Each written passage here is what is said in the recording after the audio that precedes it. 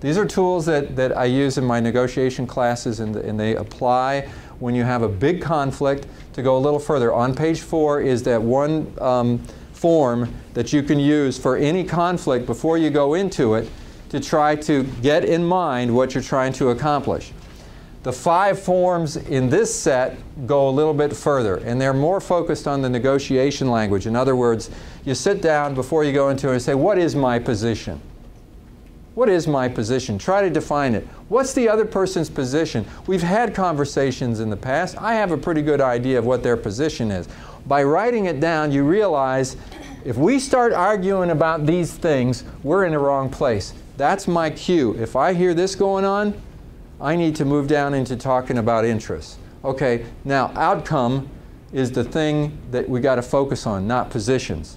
So why is the outcome important to me? In other words, why is this whole situation something that I have to get involved in? You know, what is the importance? Well, it's affecting teamwork in a negative way. Other people are picking up. The example is being set. Whatever it is, why is it important to me? Why is the outcome important to the other person? Try to think of it from their point of view.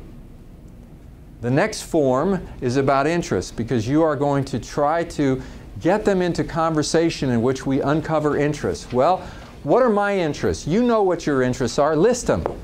This is why this is important to me. This is why it's important to the company. These are all the things that are important to consider. Priority. Which one is the most important? List them in order of priority after you put them down. This is the most important. 1, 2, 3, 4. Now, from what you know, what are the interests of the other person? You don't know all their interests. That's why you're having the conversation. But what do you know already?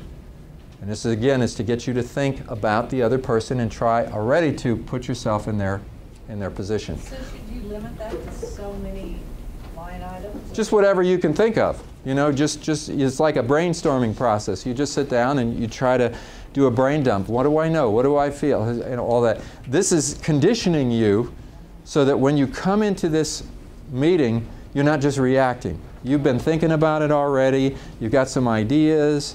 Like this one right here is important, because if you're supposed to be talking about interests, you know, what do I already know? I want to talk about, maybe I don't know the interests of the other. Maybe I assume that I know their interests, but I'm not sure. So I want to ask some questions to validate that these are the issues. Maybe there's some things I don't know about. So if we're going to talk about goals, roles, and procedures, which I'm recommending you do, what are some of the things that you could talk about that relate to goals?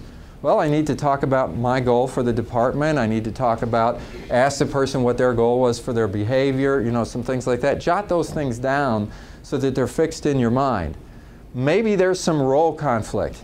You know, I have a different idea about what my role is as manager than what this person does, obviously, because of their behavior. You know, but try to talk, list some things that you could talk about in terms of roles. Maybe they don't realize that their role encompasses doing this because they keep slacking off and they're not putting the time that they need to into this, and that really is part of their role. It is part of their job. Maybe they don't think it is. So we need to clarify this is part of your job, this is part of your role, and it's an important part. And then if we're going to negotiate some procedures, you know, what kind of procedures do we want to, and is there anything else that I want to bring up in our dialogue? And then options. If we're going to negotiate something, can I think of maybe some different options or different ways that I can satisfy me and also satisfy this person? Off the top of my head that maybe I need to explore a little further, but at least I can jot them down.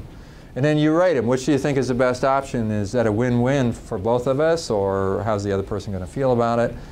And the outcomes, okay? If the negotiation is unsuccessful, if the worst happens, what would be the worst possible outcome? You want to be thinking about that. What would be the best outcome? What's the best win-win outcome for everybody? And weigh that, and as you see, this is really what I'm shooting at. You realize this is the worst case. If it starts to look like it's going in this direction, we're really trying to lead it towards this outcome.